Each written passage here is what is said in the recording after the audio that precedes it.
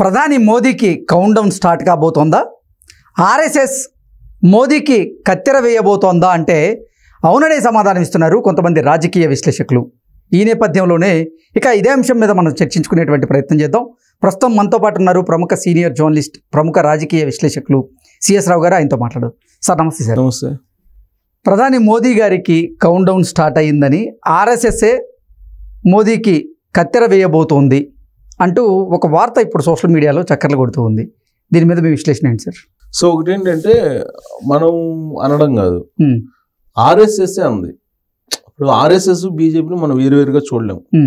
RSS అనేది BJP నడిపించేటువంటి ఒక శక్తి అని అంటారు. ఆ రెండింటినీ వేరువేరుగా చూడలేము. ఆర్ఎస్ఎస్ వాళ్ళు మాకు బీజేపీతో సంబంధం లేదని వాళ్ళన్నా, లేదా బీజేపీ వాళ్ళు ఆర్ఎస్ఎస్ తోటి మాకు సంబంధం లేదన్నా కానీ వాటిని విడదీసి మనం చూడలేము. భారత సమాజం కూడా చూడదు, చూసేటువంటి ప్రసక్తే లేదు. అలాంటి సంస్థకు సంబంధించినటువంటి మోహన్ భగవత్ మోడీ పేరు ఎత్తకుండా ఇండైరెక్ట్ గా మోడీకి ఒక రకంగా హెచ్చరిక చేశారు. ఏం చేశారు? మోహన్ భగవత్ తన ఫ్రెషర్స్ వస్తారు కదా, వాళ్ళు ఆర్ఎస్ఎస్ లో చేరినటువంటి వాళ్ళకి ట్రైనింగ్ ఇస్తూ అహంకారం పనికిరాదు, అహంకారంతో ఉంటే ప్రజాసేవకులు కారు, ప్రజాసేవకులకి అహంకారం అనేది ఉండకూడదు అని చెప్పి ఆయన దాని మీద చాలా విశదీకరించారు. చాలాసేపు వాళ్ళతోటి మాట్లాడారు. అహంకారం ఉన్నటువంటి వాళ్ళు అసలు పదవుల్లో ఉండకూడదు, అహంకారం ఉంటే ప్రజాసేవకులు కాదు, ప్రజాసేవ చేయాలనుకున్నటువంటి వాళ్ళకి అహంకారం అనేది ఉండకూడదు అని చెప్పి పదే పదే వాళ్ళకి ఆ యాంగిల్లో మొత్తం హితబోధ చేశారు.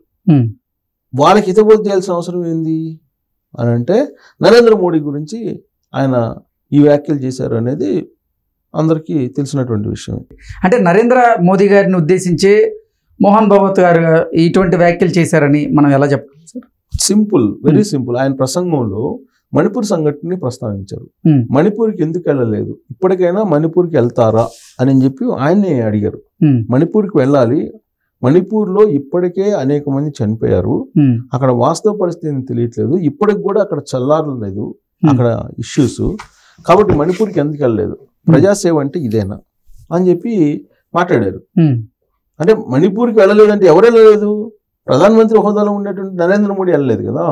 మణిపూర్లో ఉండేటువంటి సంఘటనల్ని ప్రస్తావించారంటే దాని వైఫల్యం ఎవరిది? నరేంద్ర మోడీ గురించి ప్రస్తావించినట్టే కదా మోహన్ భాగవత్. సో మోహన్ భాగవత్ తో పాటు ఆర్గనైజర్, ఆయన పేరు ఏదో ఉంది, ఒక ఆర్గనైజర్ ఏమన్నారు? ఆర్గనైజరు ఆర్ఎస్ఎస్ అనేది మీకేం తొత్తులు కాదు అని చెప్పి చెప్పడం అన్నారు. ఆర్ఎస్ఎస్ అనేది మీకు తొత్తులు కాదు, మీరు చెప్పినట్టు వినటానికి కాదు ఆర్ఎస్ఎస్ ఉండేది. ఆర్ఎస్ఎస్ ఎన్నికల్లో పనిచేస్తాము కానీ ఏమి ఆశించము, డబ్బులతో కూడినటువంటి రాజకీయాలు మేము చెయ్యము అని చెప్పి చెప్పాడు. అది కూడా ఎవరి గురించి మాట్లాడుంటారు? ఖచ్చితంగా నరేంద్ర మోడీ గురించి మాట్లాడుంటారు. ఆర్ఎస్ఎస్ అనేది మేము మా సిద్ధాంతం ప్రకారం మేము వెళ్తుంటాము సమాజ హితం కోసం, సమాజం కోసం, మతాన్ని చూపించి మతాలను వేరు చేసి మత విద్వేషాలను చేసి రాజకీయాలు చేయమని చెప్పి మేము ఎప్పుడు చెప్పము అని చెప్పి అన్నారు.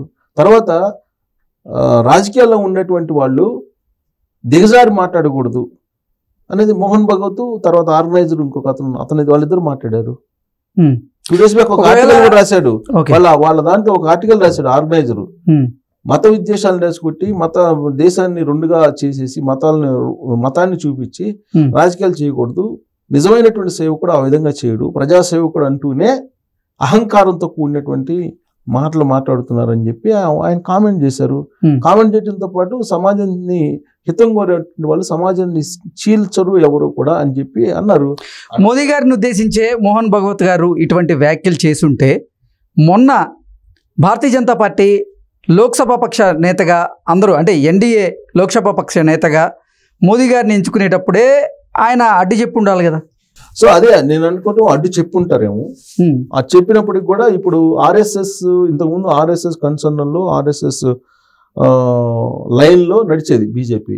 కానీ ఇవాళ బీజేపీ నరేంద్ర మోడీ వచ్చిన తర్వాత వాళ్ళ చేతుల్లో నుంచి పోయిందని కదా వాళ్ళ బాధ కూడా, వాళ్ళ మాటలో కూడా అదే అంది. ఆర్ఎస్ఎస్ భావజాలం, ఆర్ఎస్ఎస్ సిద్ధాంతం ఏంటంటే సమాజ హితం, సమాజ సేవ చేయటం కోసం, సమాజాన్ని చీల్చడానికి కాదు అనేది వాళ్ళు చెప్తున్నారు కదా. ఇప్పుడు అలా లేదు. ఒక అహంకారి అనేటువంటి పదం అంటే నరేంద్ర మోడీ పేరెత్తకుండా అహంకారి అధికారంలో ఉంటే ప్రజలు ప్రజాసేవ ఏం చేస్తారు, ప్రజాసేవ చేయాలనుకున్న వాళ్ళకి అది అహంకారం ఉండకూడదు అనేది చెప్తున్నారు కదా వాళ్ళే డైరెక్ట్ గా. వీళ్ళిద్దరి కామెంట్ల మీద కాంగ్రెస్ పార్టీ రెస్పాండ్ అయింది. వీళ్ళేమో మొన్న కామెంట్ చేశారు, నిన్న మీడియాలో వచ్చింది.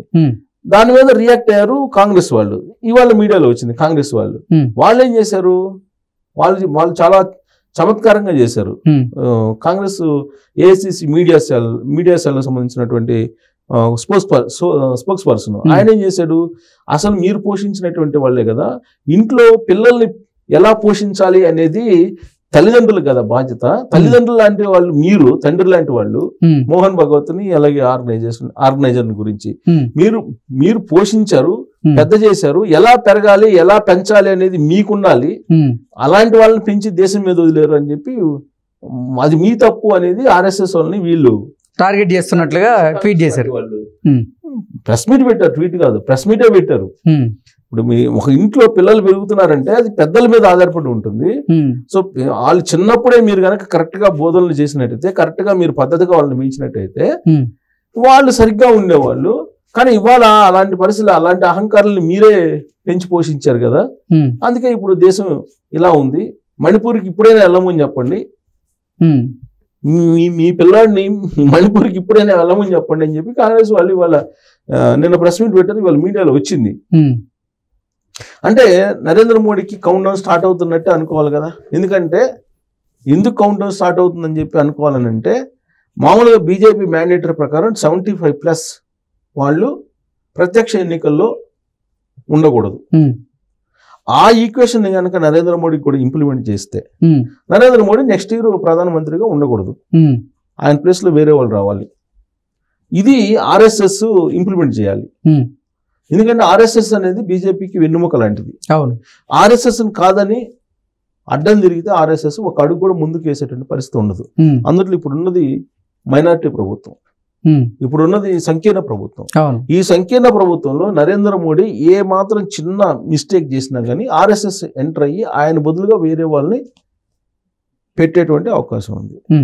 ఆయన్ని పక్క పంపించి ఆయన పాటికి అవి మ్యాండేటరీ ఉంది కాబట్టి, బీజేపీ పార్లమెంటరీ బోర్డు విధి నామ్స్ ఉన్నాయి కాబట్టి ఆ నామ్స్ ప్రకారం 75+ దిగిపోవాలి. కాబట్టి నెక్స్ట్ ఇయర్ ఆయనకి 75 వస్తాయి కాబట్టి నెక్స్ట్ ఇయర్ దిగిపోవాలి ఆయన దిగిపోతే ఆర్ఎస్ఎస్ ఓకే, ఆయన దిగిపోకపోతే అప్పుడు ఆర్ఎస్ఎస్ ఎంటర్ అయ్యేటువంటి అవకాశాలు ఉన్నాయి అనేది తాజాగా వాళ్ళు చేసినటువంటి వ్యాఖ్యల్లో నుంచి మనం భావించడానికి అవకాశం ఉంది.